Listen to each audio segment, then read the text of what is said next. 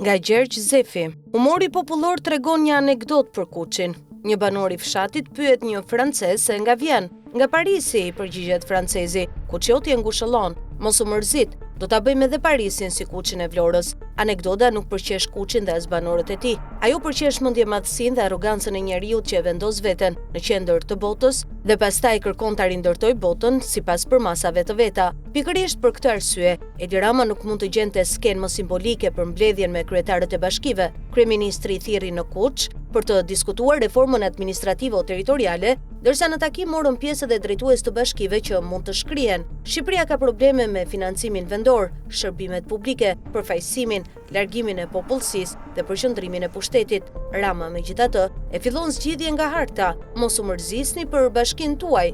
Rama do të bëjë atë që i duhet Partisë Socialiste. Mos u mërzisni nëse qendra administrative largohet edhe më shumë. Do të merrni një portal elektronik. Mos u mërzisni nëse fshati u mbet përfaqësuesin e vet. Kryetari i Bashkisë së Madhe do të flasë në emrin tuaj. Mos u mërzisni nëse buxheti nuk mbërrin tek njësia administrative. Kryeministri do t'ju tregojë në ekran se sa shumë ka ndryshuar territori. Problemi i reformës nuk qëndron tek Kuçi.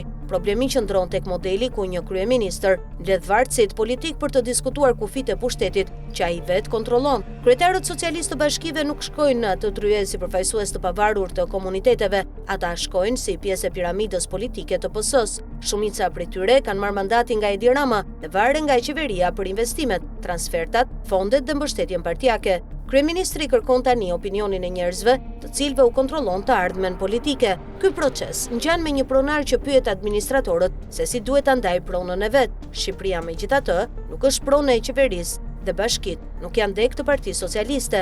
Një reformë serioze do ta fillonte punën me qytetarët, të dhënat dhe shërbimet. Qeveria do të publikonte popullsinë rezidente të çdo njësie, projekcione demografike, të ardhurat e veta, transfertat, borxhet, numrin e punonjësve, largësi nga shërbimet dhe koston për banor. Ekspertët do të matnin kohën që i duhet qytetarit për të arritur tek zyra e gjendjes civile, qendra shëndetësore, shkolla, shërbimi social dhe administrata. Vetëm më pas ata do të propozonin kufit. Rama e ka nisur procesin nga fundi. Qeveria diskuton sa bashki duhet të mbeten dhe cilat duhet të shkrihen, pa paraqitur ende një standard publik që provon pse një bashkim mund të jetojë dhe një tjetër duhet të zhduket. Termi mas kritike shërben si formulë politike, për sa kohë qeveria nuk publikon pragun, formulën dhe të dhënat që e prodhojnë atë. Sa banor duhet ketë një bashki, sa të ardhura duhet të mbledh, sa kilometra rrugë duhet të mirëmbaj, sa fshatra duhet të përfshi, sa minuta mund të udhtoj qytetari për të marrë një shërbim, si ndikon terreni malor, si llogaritet popullsia sezonale në bashki turistike,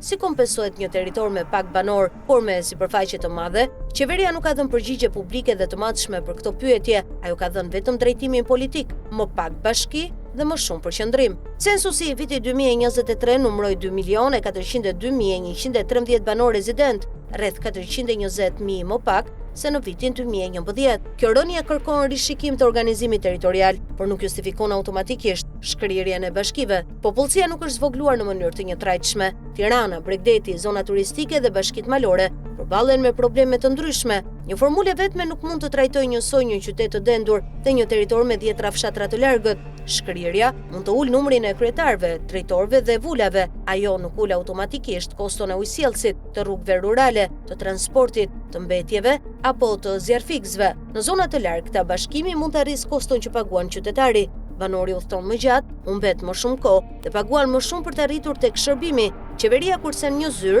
dhe ja transferon shpenzimin qytetarëve. Ministria e Financave raportoi për vitin 2024 të ardhura vendore prej 40.3 miliard lekësh dhe shpenzime prej 74.4 miliard lekësh. Pushteti vendor mblodhi vetëm 1.66% të prodhimit të brendshëm bruto, ndërsa shpenzoi 3.06%. Kjo diferencë tregon varësinë e bashkive nga qeveria qendrore. Harta nuk e zgjidh këtë varësi. Një bashki e madhe pa burime të sigurta financiare mbetet pa aq e varur se një bashki e vogël. Ajo vetëm administron një territor më të madh nga një qendër më e largët. Këshilli i Evropës ka konstatuar se Shqipëria u ka dhënë bashkive funksione pa u siguruar burime që përputhen me kostot reale.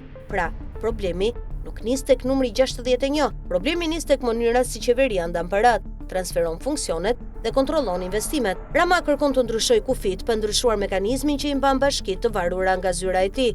Në këtë pikë, cinizmi i Kuçit bëhet program qeveritar. Nëse bashkia nuk ka para, Rama e zgjeron atë.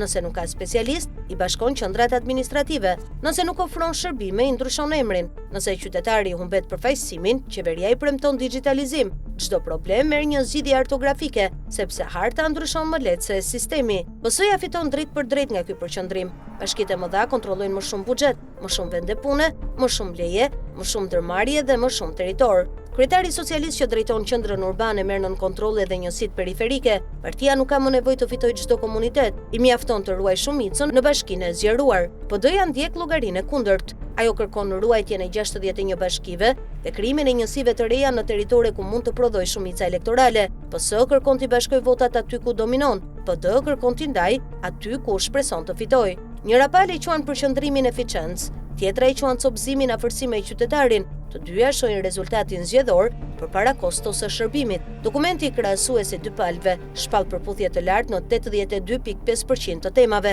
Shifra krijon përshtypjen e konsensusit, por fshen ndarje në çështjet që kanë peshën kryesore. Palët bien dakord se duhen financa më të forta, standarde më të mira dhe konsultime. Ato ndahen për numrin e bashkive, kufit, nivelin rajonal dhe sistemin zgjedhor. Pra bien dakord për fjalët dhe grinden për territorin. Edhe mbledhja e Kuçit ndjek të njëjtën logjik. Kryeministri nuk ka thirrur një konferencë publike me ekspertë të pavarur, universitete, organizata të pushtetit vendor dhe përfaqësues të komuniteteve. Ai ka mbledhur kryetarët e bashkive, pjesën më të madhe të cilëve e kontrollon politikisht. Në tryez ulen njerëzit që mund të fitojnë territor, e njerëzit që mund të humbasin postin. Kjo përbën negociat brenda pushtetit, jo konsultim me qytetarin. Reforma kërkon një proces të kundërt, ku vendi duhet miratoj kriteret përpara se partitë të shohin hartën. Një grup i pavarur duhet modeloj disa variante. Qeveria duhet publikoj për çdo variant koston, popullsinë, kohën e udhëtimit, burimet financiare, asetet, borxhet, numrin e punonjësve dhe ndikimin mbi përfaqësimin. Komunitetet duhet japin mendim përpara vendimit.